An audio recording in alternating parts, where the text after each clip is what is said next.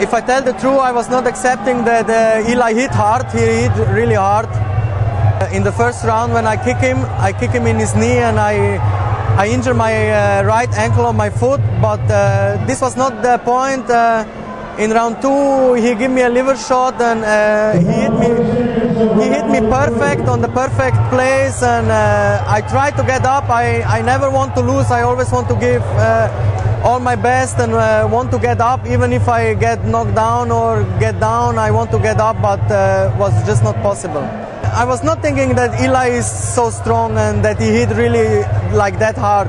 When I was fighting with John Empowering Contender, the hits was hard too, but not like that. I have to give Eli a big plus.